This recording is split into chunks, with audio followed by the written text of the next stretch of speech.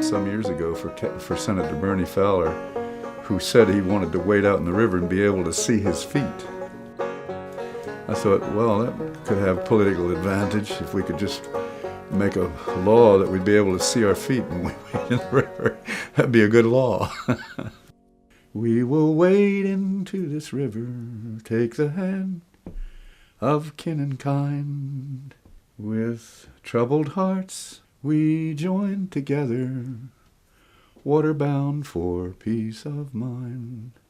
And then we started wading in the river with a political intention to try to get laws passed that would make this river whole and clean again. I do believe we've got a great hunger in ourselves, all of us, to be important, to have a voice, to be here. So I think we've got to start working at the ground level back up. And one of the things I know is that, I know my people. We are Celts, we're poets. We speak and tell the stories. It was endlessly among us, endlessly. It's soft crab time in Crisfield. You can hear those hammers ring. You're fitting up them skipjacks. First sure sign of spring. Bottoms dripping red with copper. Sides all wet with washboard drab. And the pearly sails streaming. It's time for the Crisfield crab.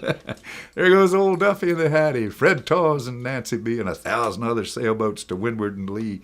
Steered by hands strong as rawhide, made hard by the wind and brine. To find men like that today, take a long, long time. It resonates in my bones when I hear a poem like that said, orally said. That's Captain Alex Kellum's. It was written by probably Rietmeyer, I think is his name. Willie Warner published it in his Beautiful Swimmers. But I learned it orally from Alex Kellum and these old timers telling these poems, and that roll and feel of it. Say, whoa, Mama sent me to get the crabs down on the creek where the shantymen seek happiness. He was down there mending eel pots, tarring twine, deaf seine needle, chewing tobacco and spitting fine. He couldn't even see little boys like me. I heard the crabs scratching in a covered basket and scared almost dead. I said, "Are those the crabs, Captain Ben?" And chewing tobacco, he said, "Them's them." That's all he said. "Them's them." That's sort of a twisted version of Gilbert's poem. But Gilbert is Chester River. That's a little north of Annapolis, up in the Chester. So that's, you see, like, he's of my people too. We are of the middle Chesapeake country, we of this region. I'm a teacher. That's what I am. I'm an environmental educator. I'm not a folk musician. I am a teacher. I've been a teacher all my life, teaching myself, first of all, something about the land I live in and the love I have for it. I'm made of water, flowing water, sun and salt, and winds that blow. Hello, my bones, are formed in mountains, through my blood this river flows. In the 60s, as this idea of environmental education started opening up, and we're looking for a name for it. We were called conservation educators in those days. We didn't have the name environmental educator. I'm looking at the part that says, well, there's going to be a lot of science people coming around with the figures and the numbers and the ideas about how this cognitively all fits together, but the heart of it is in those old poems like that. How does it feel to be a fish swimming around in a great big dish? Boom, boom. See them swim. Watch them grin. And then you go to something like, some fish look happy, some look mean, some look like the people that I've seen. The fishes with the glasses, the fishes with the hats, fishes with the whiskers, just like cats. Well, how does it feel? Be a fish swimming around in a great big dish. See them swim. Now, when Teresa wrote that, I've made it jazzy, mostly probably because of the handwork with it. Crabs live in the Chesapeake Bay and other places too.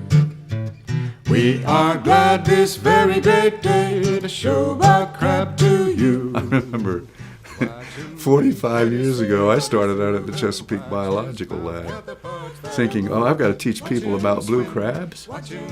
Well, if I could do that about kitties or dogs, because people love to pet dogs or cats or horses, there's an affection we feel for our mammal friends. But a blue crab, could you feel affection for a blue crab? You know what?